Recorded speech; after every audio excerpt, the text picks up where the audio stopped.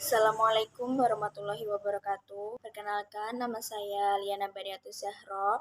Di sini saya sebagai moderator dari kelompok 5 yang beranggotakan Aliatus Solehah dan Lutfiur Rahman akan mempresentasikan tentang urgensi akad dalam transaksi bisnis Islam. Harta. Pengertian harta. Harta dalam bahasa Arab disebut al-mal, yang berarti condong, cenderung, dan miring. Harta merupakan segala sesuatu yang memiliki nilai legal dan konkret atau a'yan. Wujudnya disukai oleh tabiat manusia secara umum, bisa dimiliki, dapat disimpan, serta dapat dimanfaatkan dalam perkara yang legal menurut syarak. Macam-macam harta.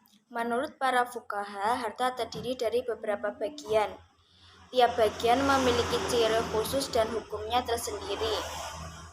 Pembagian harta tersebut diantaranya 1. Mal mutakawim dan goir mutakawim. Yang kedua, mal misli dan mal kimi. Yang ketiga, harta istihlak dan harta istikmal. Yang keempat, harta mankul dan harta goir mankul. Yang kelima, harta ain dan harta dain. Yang keenam, mal al-ain dan mal al-nafi. Yang ketujuh, harta mamluk, mubah dan mahjur. Yang kedelapan, harta yang dapat dibagi dan yang tidak dapat dibagi. Yang kesembilan, harta pokok dan harta hasil. Yang kesepuluh, harta khas dan am. Mal mutakawim dan goir mutakawim. Mal mutakawim yaitu sesuatu yang boleh diambil manfaatnya menurut syarak. Goir mutakawim yaitu sesuatu yang tidak boleh diambil manfaatnya menurut syarak. Mal misli dan mal kimi. Harta misli yaitu benda-benda yang ada persamaan dalam kesatuan-kesatuannya. Harta kimi yaitu benda-benda yang kurang dalam kesatuan-kesatuannya. Harta istihlak dan harta istikmal. Harta istihlak adalah sesuatu yang tidak dapat diambil kegunaannya dan manfaatnya secara biasa kecuali dengan menghabiskannya. Harta istikmal yaitu sesuatu yang bisa digunakan berulang kali dan materinya tetap terpelihara. Harta mankul dan harta goir mankul. Harta mankul yaitu segala harta yang dapat dipindahkan atau bergerak dari satu tempat ke tempat yang lain. Harta goir mankul yaitu sesuatu yang tidak bisa dipindahkan dan dibawa dari satu tempat ke tempat yang lain. Harta ain dan harta dain. Harta ain ialah harta yang berbentuk benda seperti rumah, pakaian, beras, kendaraan, dan yang lainnya. Harta dain ialah sesuatu yang berada dalam tanggung jawab, seperti uang berada dalam tanggung jawab seseorang. Mal al-ain dan mal al-nafi. Harta ain yaitu benda yang memiliki nilai dan bentuk atau berwujud, misalnya rumah, ternak, dan yang lainnya. Harta nafi ialah al-arad yang berangsur-angsur tumbuh menurut perkembangan masa. Harta mamluk, mubah, dan mahjur. Harta mamluk ialah sesuatu yang masuk ke bawah milik perorangan maupun milik badan hukum. Harta mubah ialah sesuatu yang pada asalnya bukan milik seseorang. Harta mahjur ialah sesuatu yang tidak boleh dimiliki sendiri dan memberikan kepada orang lain. Menurut syariat, ada kalanya benda itu benda wakaf maupun benda yang dikhususkan untuk masyarakat umum. Harta yang dapat dibagi dan tidak dapat dibagi. Harta yang dapat dibagi ialah harta yang tidak menimbulkan suatu kerugian atau kerusakan apabila harta itu dibagi-bagi. Harta yang tidak dapat dibagi ialah harta yang menimbulkan suatu kerugian atau kerusakan apabila harta tersebut dibagi-bagi. Harta pokok dan harta hasil. Harta pokok ialah harta yang mungkin darinya terjadi harta yang lain. Harta pokok disebut juga modal dan hasilnya merupakan harta hasil. Harta khas dan am. Harta khas adalah harta pribadi yang bersekutu dengan yang lain. Tidak boleh diambil manfaatnya tanpa disetujui pemiliknya. Harta am ialah harta milik umum atau bersama yang boleh diambil manfaatnya. Kepemilikan. Pengertian secara etimologi kata milik berasal dari bahasa Arab. Yang lain berarti penguasaan terhadap sesuatu secara terminologi al-milk adalah pengkhususan cara terhadap pemilik suatu benda menurut syarat untuk bertindak secara bebas dan bertujuan mengambil manfaatnya selama tidak ada penghalang yang bersifat syarat. Sebab-sebab kepemilikan. Yang pertama, Israzul Muhabbat. Yang kedua, Kholafiyah. Yang ketiga, Ul-Uqud.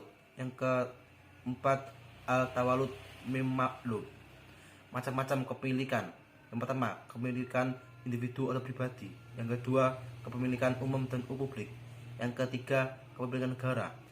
Yang pertama, Ihrazul Muhabbat. Ihrazul Muhabbat merupakan sebab timbul atau sifat memiliki atas benda oleh seseorang. Yang kedua, Kalafah. Yang kedua, Kalafiyah, yaitu bertempatnya seseorang atau sesuatu barang bertempat di tempat yang lama yang telah hilang sebagai macam haknya. Ketiga, Al-Uqud.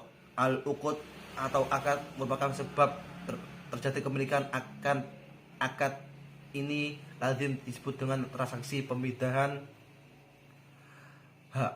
Yang keempat, Al-Tawalud Mimmakluk. Al-Tawalud Mimmakluk adalah segala yang terjadi dari benda yang telah dimiliki menjadi hak bagi pemilik benda tersebut. C.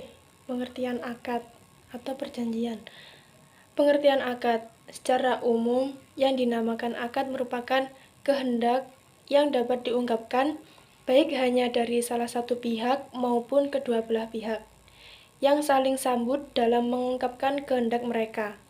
Dalam fikih, hal ini dibahaskan dengan istilah ijab dan kabul. B. Rukun akad terdiri dari ijab dan kabul. Ijab merupakan penawaran yang disampaikan dari pihak pertama dan kabul adalah jawaban persetujuan yang diberikan mitra akad sebagai tanggapan terhadap penawaran pihak yang pertama. B. Pihak-pihak yang melakukan akad merupakan faktor utama pembentukan akad. Pihak yang berakad, subjek akad, tidak saja berupa orang perorangan, tetapi juga berbentuk badan hukum. C. Objek akad.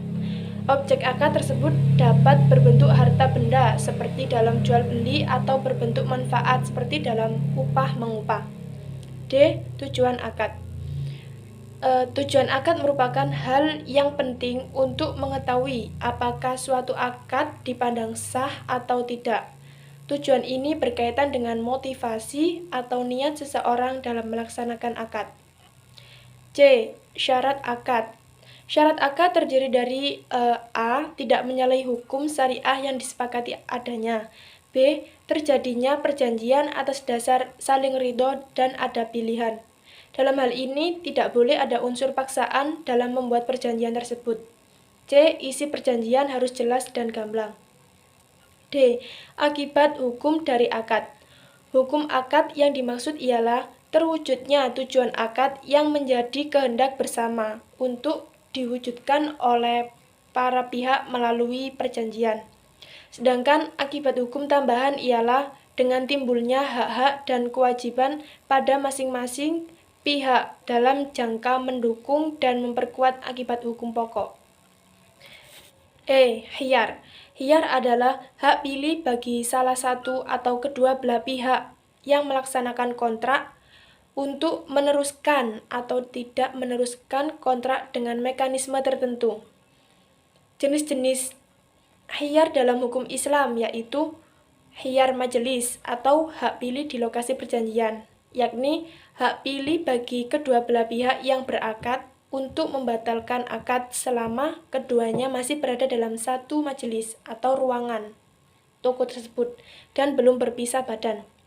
Yang kedua ada khiyar asyarat, yaitu hak pilih yang ditetapkan bagi salah satu pihak yang berakad atau keduanya, atau bagi orang lain, untuk meneruskan atau membatalkan jual beli selama masih dalam tenggang waktu yang telah ditentukan. C. Khiyar syifat. Khiyar syifat yaitu suatu khiyar di mana pembeli diberi kesempatan untuk memilih antara menerima semua harga yang disebutkan atau membatalkan jual beli karena hilangnya sifat yang disenangi dalam barang yang dijual. yang tidak ada di majelis akad. 4. Khiyar gobedin ma'ad at-taqrir, yaitu suatu hak pilih di mana penjual mengecoh pembeli atau sebaliknya dengan ucapannya. F. Berakhirnya akad. Menurut hukum Islam, berakhirnya akad karena disebabkan terpenuhinya tujuan akad, pemutusan akad, putus dengan sendirinya, kematian, dan tidak memperoleh izin dari pihak yang memiliki kewenangan dalam akad. Riba. Pengertian riba. Kata riba berasal dari bahasa Arab. Secara etimologis berarti tambahan. Riba adalah pengambilan tambahan, baik dalam transaksi maupun pinjam-meminjam secara batil atau bertentangan dengan ajaran Islam.